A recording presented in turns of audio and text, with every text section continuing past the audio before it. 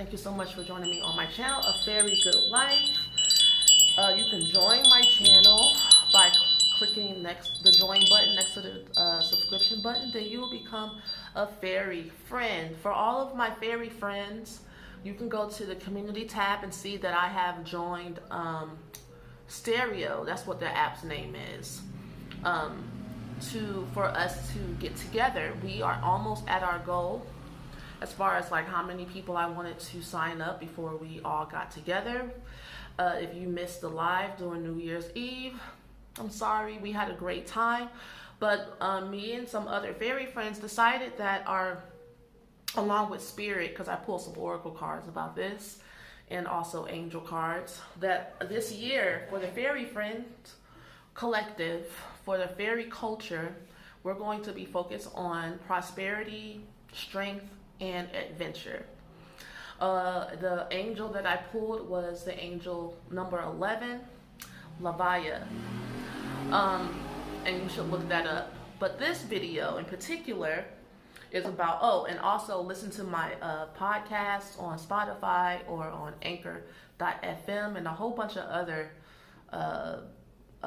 platforms as well, because Anchor distributes it out for me, called Trigger Happy. Okay, we're going to be talking about how to not become a victim, or how to not be abused by people that you're helping, or by people that you love, or by people that you are giving care for. You know, something that just came to me while I was saying care, and it's a question. It's like, why are you caring? I don't think a lot of people ask why. Why am I being so caring? You know, why do I care so much? Let's just throw that out there, and then maybe Spirit will answer that question for us, because our conscious minds a lot of times don't know why we do the things we do, right? Or else if we knew, we probably wouldn't do it. That's the whole point of having these conversations, going to a therapist or going to a spiritual counselor like me.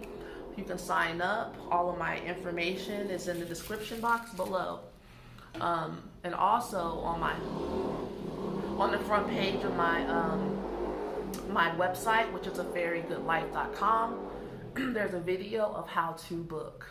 Okay, but yeah, if you could figure everything out on your own, you would, because a lot of you guys don't trust anybody because of the trauma and the pain and the suffering you have been through with people that you have instinctively trusted in your life, you know, and that would be the environment you grew up in. I don't just say mom and dad, I say caregivers, and that could include teachers, that could include aunts and uncles, or next door neighbors, or the neighborhood barber. You know, like, children absorb their environment. They don't label things. That's why if a baby is nursing and you have a nipple and you're not that child's mom, a nipple is a nipple, damn it, right? For a child. And that's how it is, like, most of our lives. Like, when we're looking up to and looking instinctively, primitively for guidance, and we instinctively trust. And it's not until we get older that we learn that you don't trust everyone. But then I wonder if that car is going to leave, or if they're going to keep playing that music. This street's pretty lively that I'm on. For those of you who don't know, I'm in Lima, Peru right now. And so I'm actually in Magdalene Del Mar. And it's a suburban neighborhood. And there's lots of different noises and stuff. I don't mind it, but it's just, I wonder if it's in the video. I hope not. Okay. Yeah, so a child is absorbing their environment, and when you learn to trust people who aren't trustworthy, that creates a pattern going forward of you loving and bonding with people who aren't trustworthy, causing more trauma, causing more suffering, and causing more pain until you're ready to actually deal with the origins, because it's not necessarily the situation now that you're in and that you're going through that ague you. What's really causing you to be triggered is your past. You know, triggers are not in the present moment. Triggers are from the past. And it's not even because you're thinking about it, you know, and it's not because you're not mentally over it. Because a lot of people say, well, I'm over that. I already dealt with that, you know, and they're surprised when coming in session with me that I'm bringing these things up. A lot of times people don't tell me what they're actually struggling with. A lot of people don't even know. They just know they feel bad and they want to feel better, right?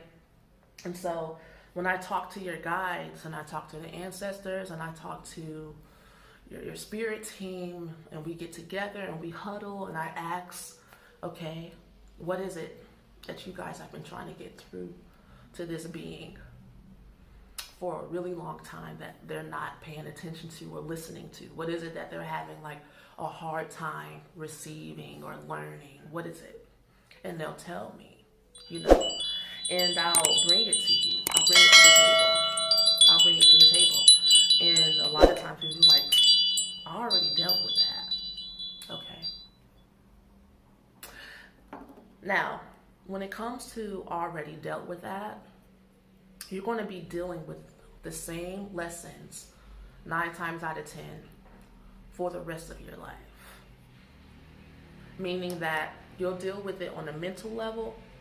You'll deal with it then, maybe, if you're lucky, on the emotional level. And you'll deal with it as karma on a spiritual level.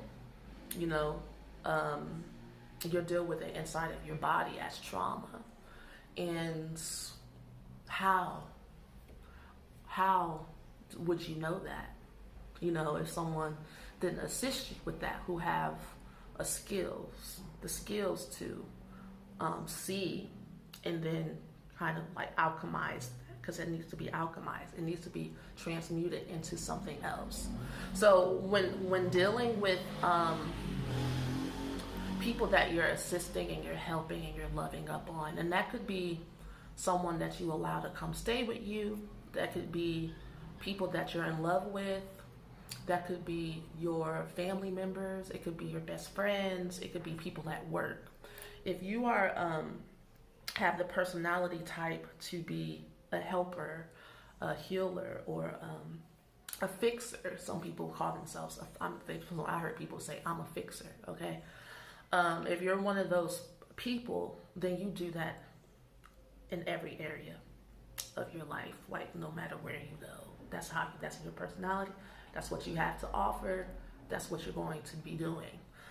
And a lot of times these people I have seen get mollywopped and get taken advantage of and get taken into drama and get pulled into hurt and pain and suffering and accusations even.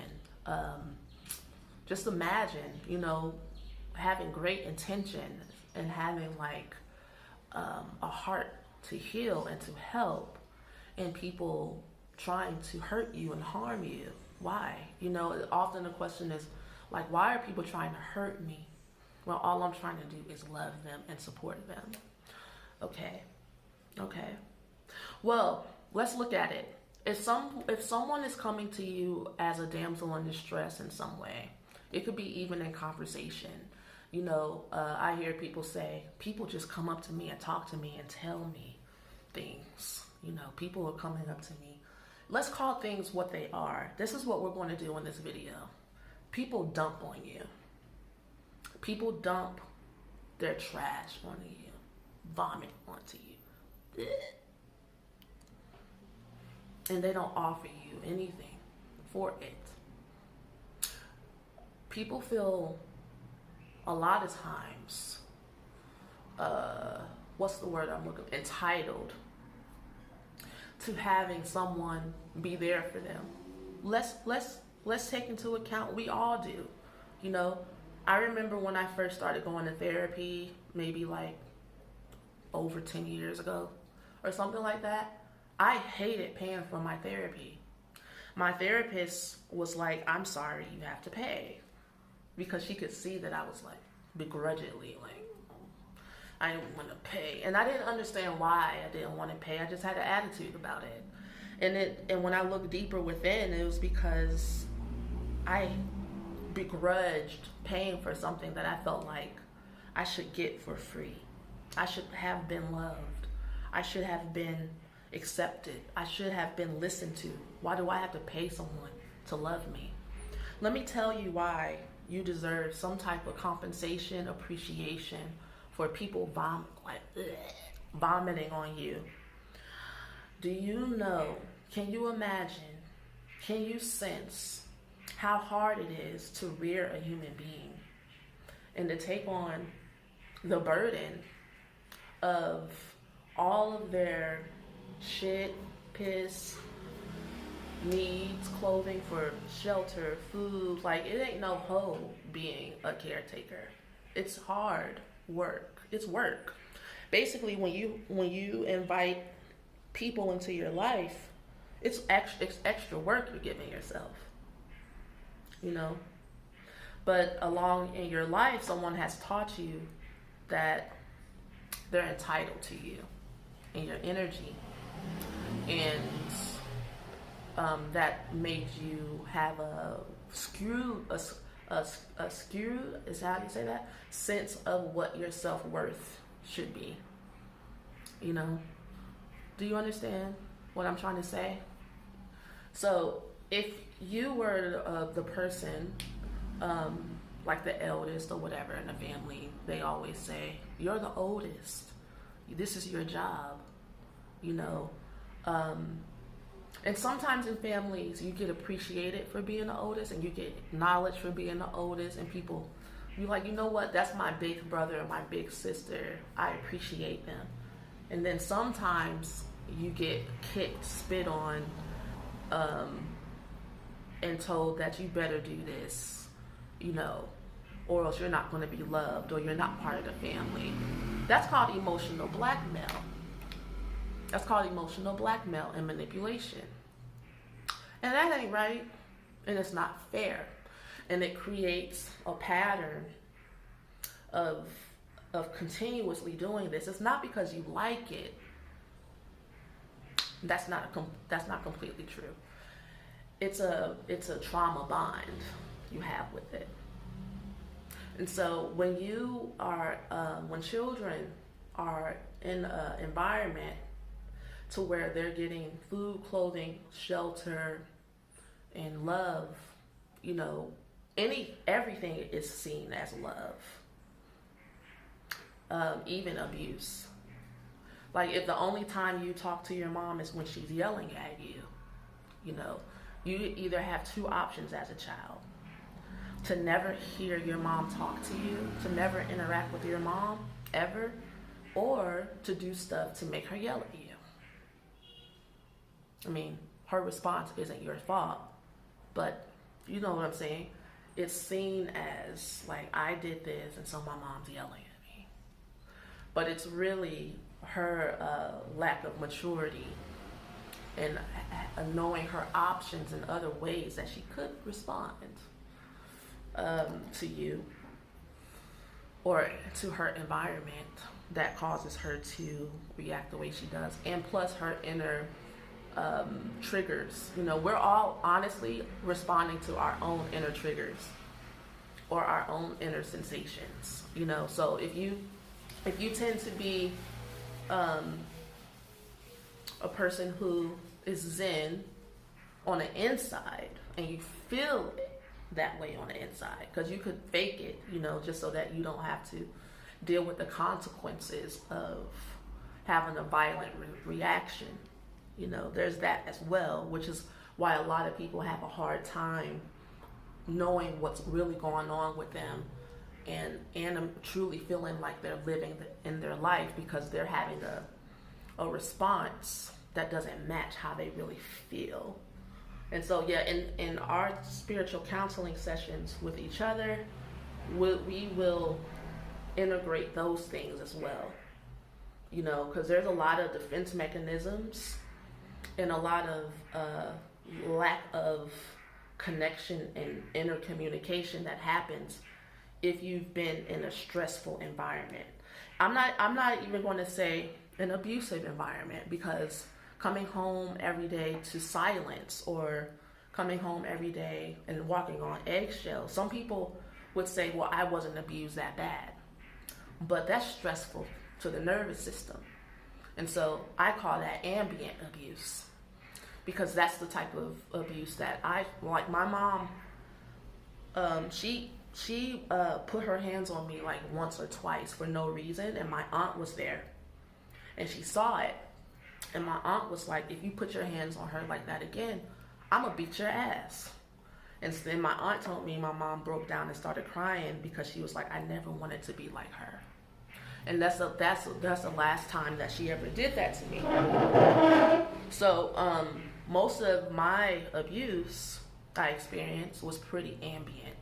It was a cold shoulder, no warmth, no communication. Like my mom would talk to everybody else about me, but she would not talk to me, because she was trying to, I'm very strong-willed, I was not a little girl when I was a little girl. I was like this when I was a little girl. And so my mom was dealing with a little wise woman, right? A mini wise woman. And she couldn't break me. She couldn't break me. So if the thing is, if you can't control someone's mind, then you try to control what people think about them. So she would constantly be campaigning against me. Consistently, honey. Like all my friends, she tried to get through to them, but she couldn't really, because everybody saw that bitch was crazy, child. It's like my friends would come over and come get me to go bowling or something on a Friday night. My mom would say I could go. And all of a sudden when they showed up, she'll be like, you didn't fold the clothes. And my friends would be like, really? You're gonna make her stay at home and she can't do that later? Like, what's wrong with you?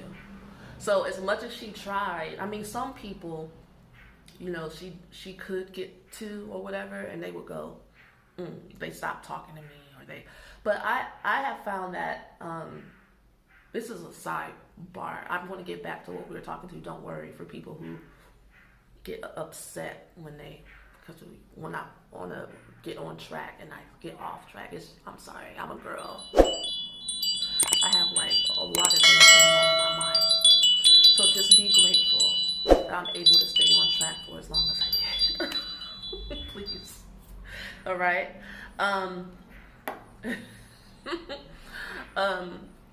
Yeah. She wasn't really, I mean, yeah, I find that people who are already hateful and jealous of you anyway want to gang up on you with someone. So I guess she was just looking for those people anyway. You know, and that goes for family members too. You know, people align with what they want to align with when they want to align with it. You know, so that's that on that. And a lot of times how I am, I'll be like, thank you, Lord, for revealing to me who my real friends are and who's really there for me and who's not. Deuces. You know, there's no need for us to continue on this. I don't fight for people when they choose her side or whatever. I just let them go. Next, you know. And that's honestly the attitude you should have. And in talking about, you know, how to not be abused by people that you're helping. I was leading up with everything I said to say that oftentimes people who are damsel in distress consistently self-destructive and who need help. They could be constantly not out of work, constantly choosing the wrong people to be in relationships with, consistently just like downtrodden and broken. And so at first people go, oh, okay, I'll help you, you know what I'm saying? And you'll find that these people, they'll run through a friendship circle and then everyone will block them out, because at a certain point when people are helping you, you would hope that you learn what you need to learn, go to therapy, do what you need to do, to not repeat those patterns, especially if it has to do with your survival or anything like that. Thank you. Then you would have to get your lessons quickly, or else you could end up on the street, right? But those are the people who are damsels in distress often, and who need help a lot, are often the people that will be abusive towards you, and inconsiderate and unappreciative, and talk shit about you while they're eating your food and living in your home, or taking your advice, or using you as a soundboard. And this is the reason why a lot of times they won't get a handle on their life, because they're so focused on the outside of what someone else is doing or not doing. When you truly are focused on yourself and your journey, you have enough to worry about. Let me see. I know you guys know what I'm saying, because you're not dumb or dense or whatever. But for the sake of conversation, I like to give a little depth and context. Life is humbling. And a lot of times people who are always looking on the outside for help, they don't like to be humble, I mean, it's hard enough to break down and say, I need help, First of all, if you don't want to be abused by people, don't offer to help. First of all, if someone needs your help, let them ask. Let them ask. Don't be offering your bank account, your vagina or your penis, your place to stay. No, let people humble themselves and ask, because life is supposed to be humbling. That is how we all connect to God. That is how we all connect to Source. If you are constantly jumping into the rescue, then you're taking away people's opportunity to learn how to rely on God, and learn how to rely on their tools, their gifts, their intellect, the gifts that God have given them. That's why I asked at the beginning, why do you care? Why do you have to be the source for people? It might be because of habit.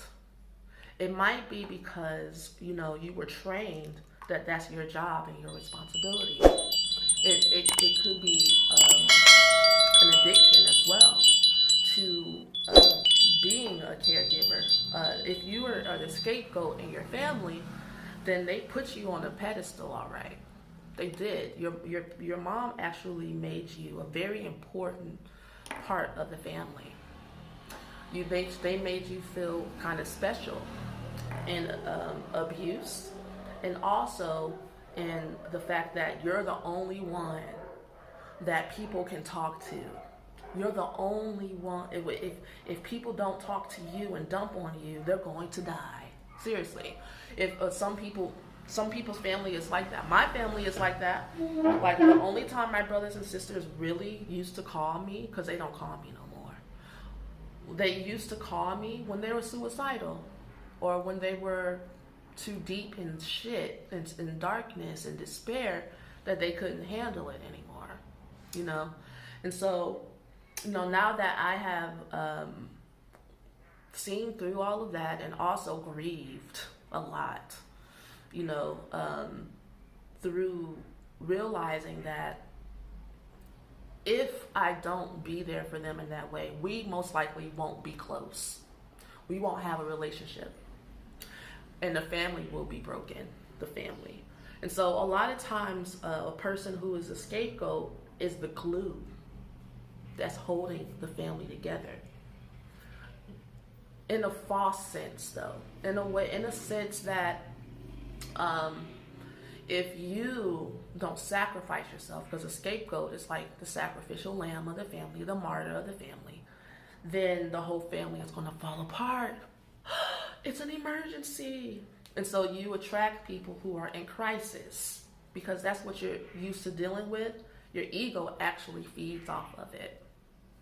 And if you were to ever really let that go and be a normal person and live a normal life, who would you be? You're faced with an existential identity crisis when thinking of letting that go,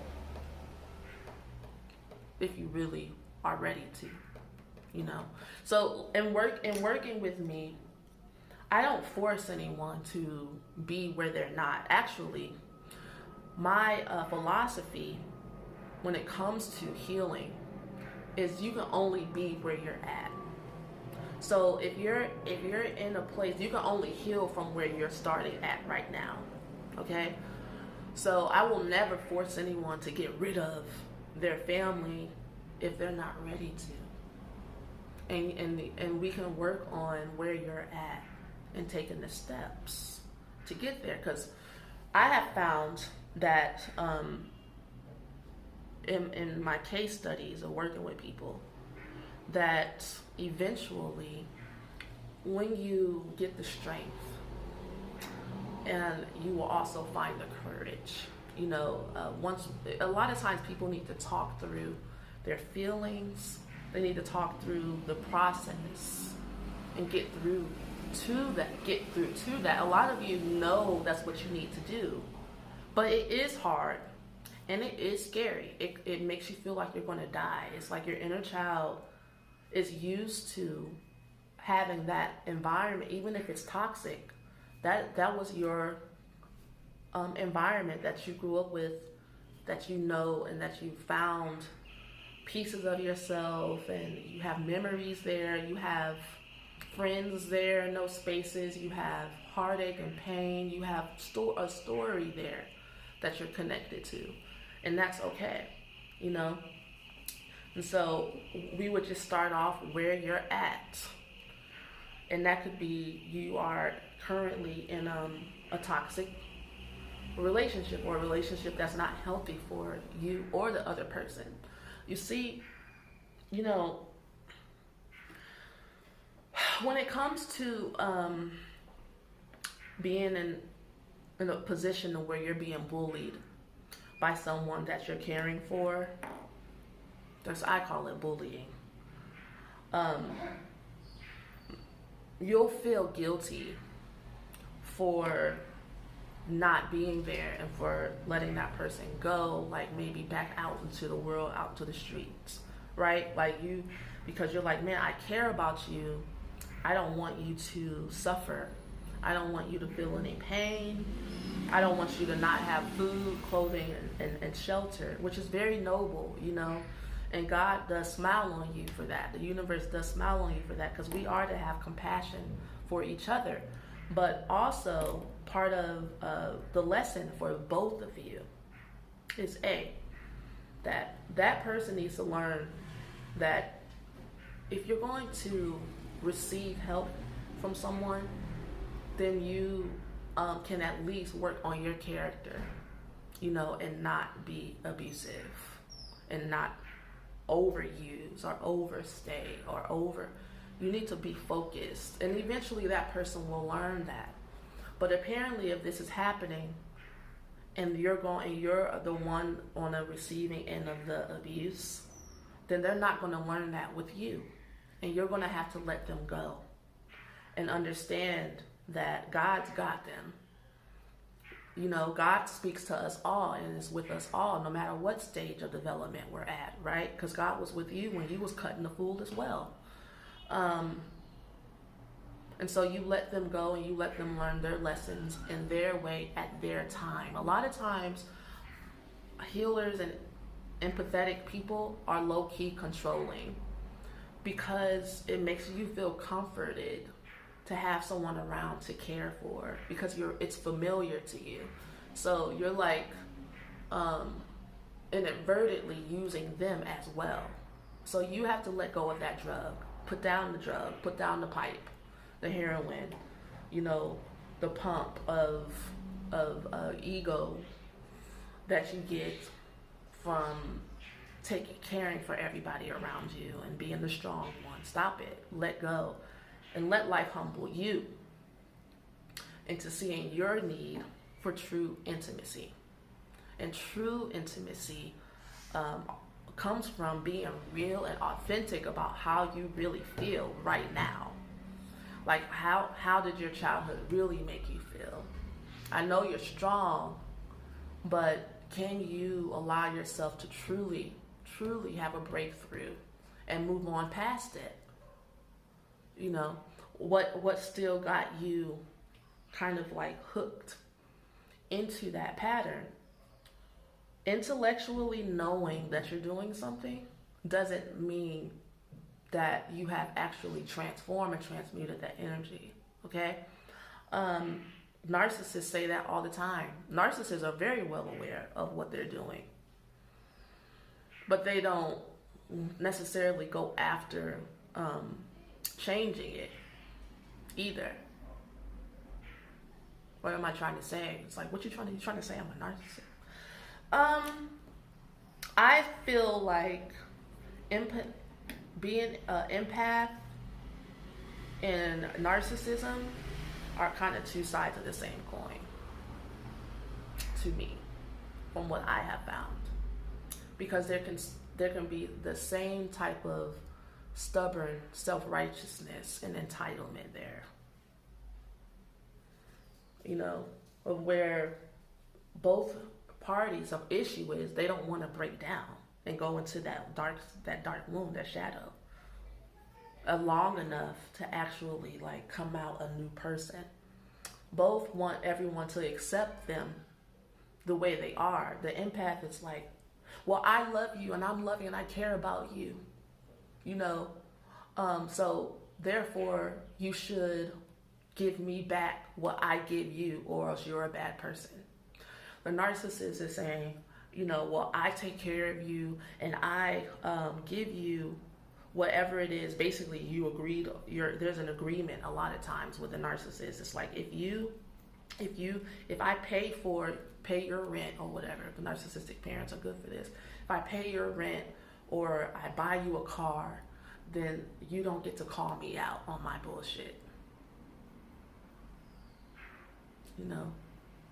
Either way, there's like this psychic agreement going on with both, that nobody is allowed to say that they're hurt by you because you're such a good person, because you're so loving and you're so caring.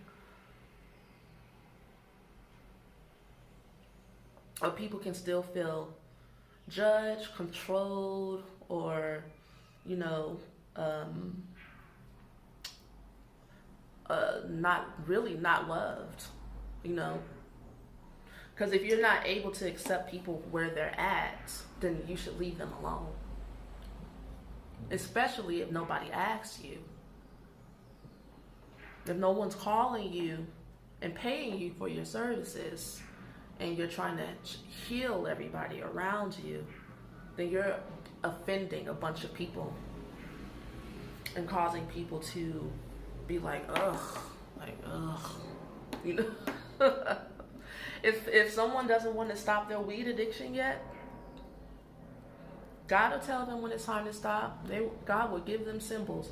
And if you don't like it, you don't mess with them. If that's unhealthy for you to be around, you don't deal with it. You see, but the problem is that people who are empaths and who are caretaker, fixer type personalities don't want to be alone.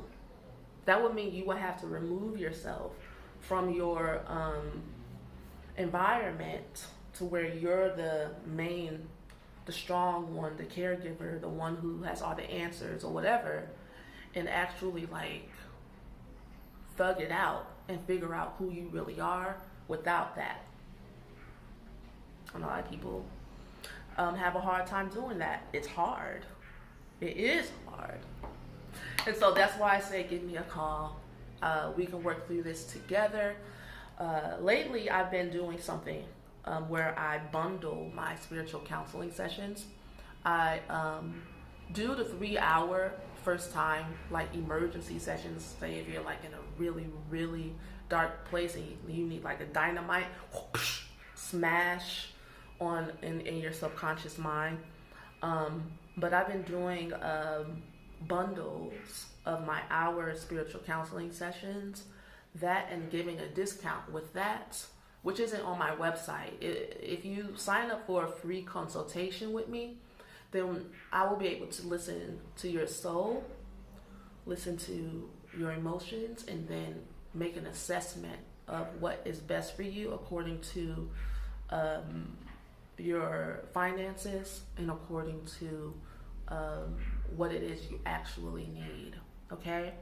I appreciate all of you guys. Mwah, mwah, mwah. Happy New Year. Peace and blessings to you. Because if you look up the etymology of the word bless, it actually means curse.